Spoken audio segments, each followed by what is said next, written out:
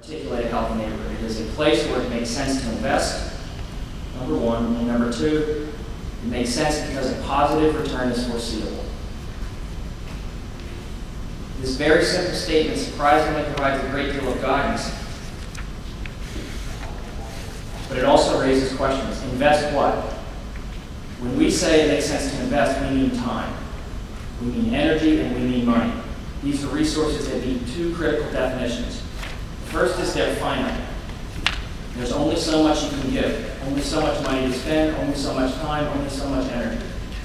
The second, owing to the first, is that such resources can't be allocated in two places at once, so you have to make a decision. Should limited resources go here or there? Should we put a lot everywhere, which by definition means spreading it thin, or a lot in one place, which by definition means none or very few someplace else?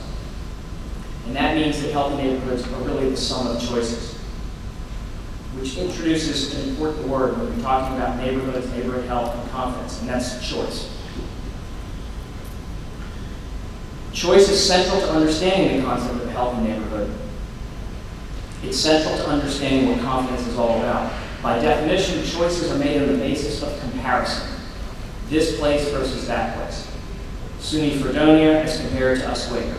Which one should I attend? Why? What goes into my thinking?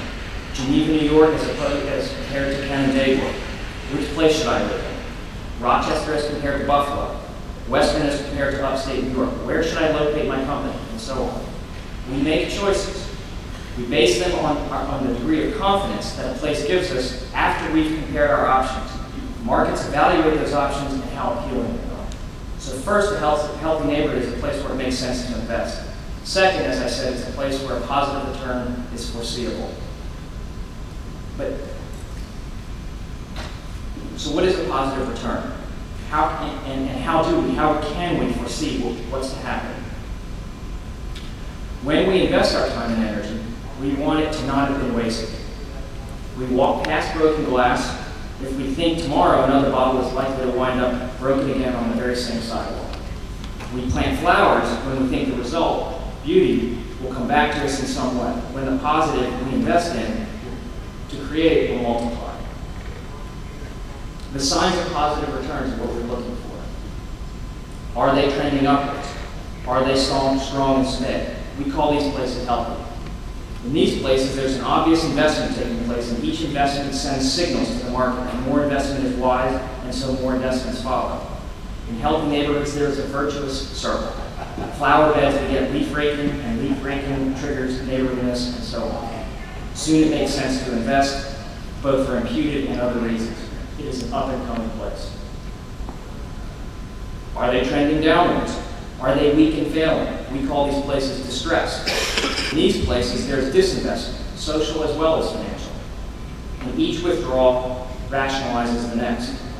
In place of virtuous reinvestment, troubled markets suffer the vicious cycle of disengagement and withdrawal. Trash and graffiti rationalize more trash and graffiti.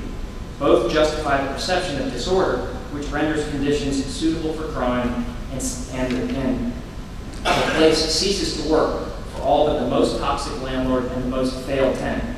Perception becomes and cements reality. We name the phrase we use, there goes the neighborhood. Or we find places in between, teetering. Are they stable on some blocks, strong on others, weak on still others? We call these places transitional. Some properties receive tender loving care and their owners are still confident. Others are on life support and only the serenity prayer comes to mind. In these markets, my own favorite, because these are the places where the fewest dollars and calories generate the best returns, locating strengths and growing them becomes the essential work. The point of all this is that places from healthy to weak are the way they are for clearly identifiable reasons. And the reasons that a place is strong or weak are often self-fulfilling. And in all instances, send signals to the wider market communicating one version or another of come here, it makes sense, or go away, which everyone in this room knows gets translated into here comes or there goes the neighborhood. And the reason we know this is because we, the market, always take the temperature of a place based on our observation of the last transaction. As my friend and colleague Mike Schubert likes to say, the tenor of a neighborhood is best understood by observing the last family to arrive. Is the most recent arrival a strong family? A reprobate landlord? Is it a dollar store? A new employer seeking to turn an old drill bit factory into a new windmill blade design shop? Is Buffalo trending towards becoming Gary, Indiana, or more like Rochester? Better or more of the same? Does this recent arrival bring with her upgrades to the property? Does she bring marketable behaviors, stewardship of the community, good citizenship, little league coaching ability? Or does she let her kids run wild? Does she park her car in the front yard?